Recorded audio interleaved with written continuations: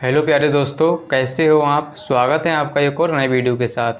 तो आज के इस वीडियो में हम विलोपन विधि से समीकरण को हल करना सीखेंगे, यानी कि हम विलोपन विधि सीखेंगे।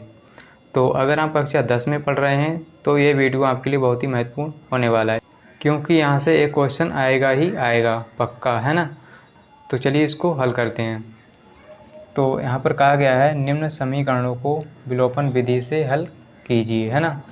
तो यहाँ पर दो समीकरण दिए गए हैं। पहला क्या है 4x प्लस का 3y बराबर में 10, और दूसरा है 5x प्लस का 6y बराबर में है 17, है ना। तो इसको हल करने से पहले हम समझ लेते हैं कि विलोपन का अर्थ क्या होता है। विलोपन का, है ना, तो विलोपन का अर्थ होता है विलुप्त करना या गायब करना, है ना। विलुप्त करना या गायब करना। तो यहाँ पर जो पहला समीकरण है इसको हम मान लेंगे समीकरण नंबर 1, है ना, समीकरण नंबर 1।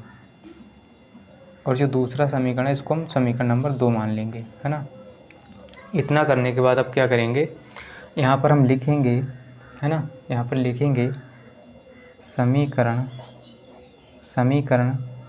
1 बा 2 से, है ना।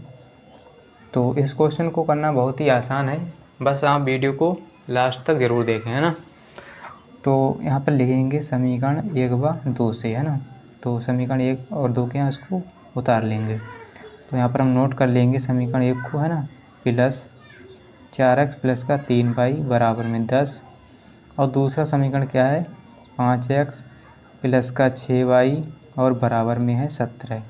तो हमने दोनों समीकरणों को उतार लिया, है ना, यानी लिख लिया यहाँ पर। अब क्या करेंगे, अब देखिए हम क्या करेंगे, इन दोनों समीकरणों में क्या करेंगे, गुणा करेंगे, है ना। तो गुणा करना बहुत ही आसान है। कैसे करेंगे गुणा, यानी इनके गुणांकों को बराबर करेंगे, है ना। तो विलोपन विधि में हमें यही करना होता है कि इनके गुणांकों को बराबर करते हैं, फिर क्या करते हैं वहाँ से या तो x को गायब कर देते हैं या y को, है ना। तो हम यहाँ से x या y को गायब कर देंगे, है ना। तो कैसे करेंगे, चलिए हम इसमें x को गायब करेंगे, है ना। तो जब x को हम गायब करेंगे, है ना, तो क्या करेंगे, गुणा करेंगे। तो गुणा कैसे करेंगे, देखिए जो ऊपर वाला समीकरण है ना, यानी ऊपर वाले समीकरण में x का गुणांक क्या है, x का गुणांक, यानी जो x गुणा में संख्या है वो कितनी है 4। तो हम 4 से गुणा नीचे वाले समीकरण में कर देंगे, इस 4 से गुणा कर देंगे नीचे वाले समीकरण में, है ना। अब देखिए क्या करेंगे, जो नीचे वाले समीकरण में x का गुणांक है, नीचे वाले समीकरण में जो x का गुणांक क्या है ना, x के गुणा में क्या है 5। तो इस 5 से गुणा हम ऊपर वाले समीकरण में कर देंगे, है ना। तो आई होप आप समझ पाए होंगे। तो हमें करना क्या होता है, जो ऊपर वाले समीकरण में x का गुणांक होता है वो उसकी गुणा हम नीचे वाले समीकरण से कर देते हैं, और जो नीचे वाले समीकरण में x का गुणांक होता है उसकी गुणा हम ऊपर वाले समीकरण से कर देते हैं, है ना। तो इतनी बात आप समझ गए होंगे, है ना। तो चलिए अब क्या करेंगे, इसकी गुणा कर लेंगे। तो यहाँ पर हम 4x की गुणा करेंगे सबसे पहले 5 से, है ना, यानी पूरे समीकरण से 5 से गुणा करेंगे, इस पूरे समीकरण में 4 से गुणा करेंगे। तो इसमें 4x से गुणा 5 से करेंगे तो 4 पंजे 20x हो जाएगा, है ना। 20x प्लस 5 की गुणा 3y से, तो 5 तियाँ 15y हो जाएगा, और बराबर में 5 की गुणा किससे करेंगे 10 से, तो 5 दशापन 50, है ना। अब क्या करेंगे, नीचे वाले समीकरण में 4 से गुणा करेंगे, तो 4 की गुणा 5 से करेंगे, यानी 5x से, तो 4 पंजे 20x, है ना। 4 पंजे 20x, 4 की गुणा 6y से करेंगे प्लस, है ना, तो 4 छंग 24, और y बराबर 4 की गुणा 17 से, है ना।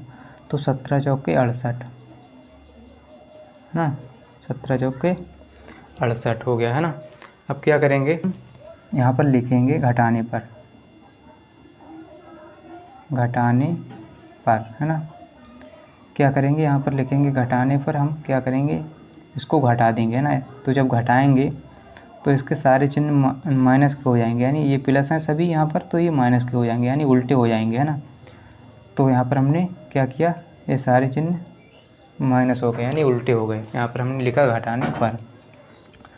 तो ये देखिए प्लस का 20x था, ये माइनस का हो गया, ये प्लस का 24 था, ये माइनस का हो गया, है ना 24y, और ये प्लस का 68 था, ये माइनस का हो गया, है ना। तो हमने क्या किया, इसको घटा दिया, है ना।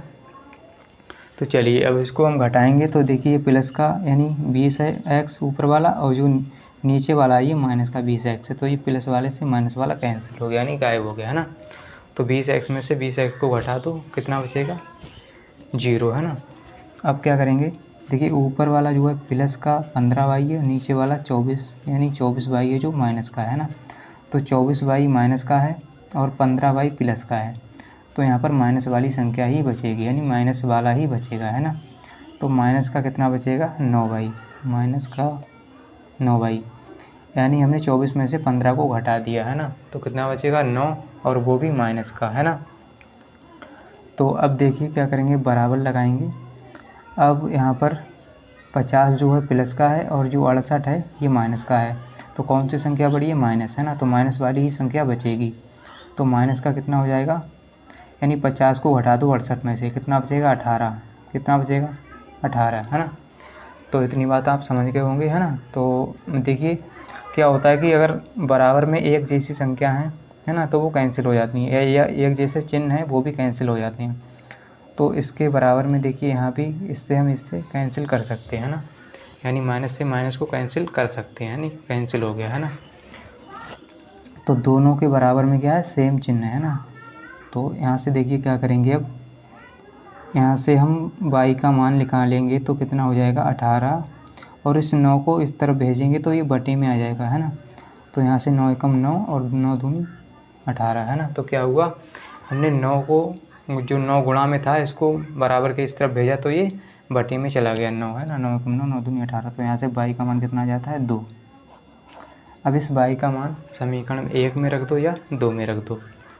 तो हम क्या करेंगे, इस y का मान समीकरण 1 में रख देंगे, वहाँ से हमें x का मान मिल जाएगा है ना। तो यहाँ पर लिखेंगे, यहाँ पर हम लिखेंगे y का मान है ना, y का मान समीकरण 1 में रखने पर है ना, रखने पर y का मान समीकरण 1 में रखने पर। तो समीकरण 1 क्या है इसको नोट कर लेते हैं पहले, 4x प्लस का 3y बराबर 10 है ना। 4x क्या है, 4x प्लस का 3y बराबर में है 10 है ना। तो देखिए 4x ऐसे ही रहेगा प्लस 3, अब देखिए 3 y के गुणा में है ना, तो गुणा लगाएंगे, y की जगह 2 रखेंगे, बराबर में 10। अब क्या करेंगे, 4x प्लस 3 दूनी 6 हो जाएगा, बराबर में 10 रहेगा है ना। अब क्या करेंगे, हम ये 4x लिखेंगे और इस 6 को इस तरफ भेजेंगे बराबर के, 10 माइनस का 6 हो जाएगा। ये प्लस का था, इस तरफ हमने भेजा तो ये माइनस का 6 हो गया।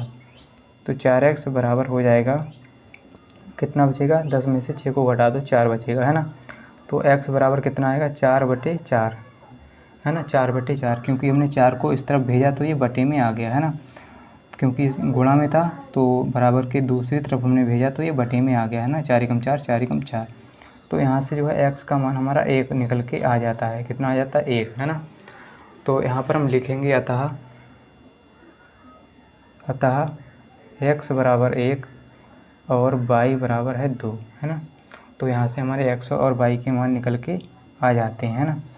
तो यही जो है हमारा आंसर है ना। तो उम्मीद करता हूँ कि आपको ज़रूर समझ में आया होगा। अगर वीडियो अच्छा लगा है तो वीडियो को लाइक कर दीजिए एंड चैनल को सब्सक्राइब कर लीजिए। मिलते हैं अगली वीडियो के साथ, आज के लिए इतना ही, जय हिंद।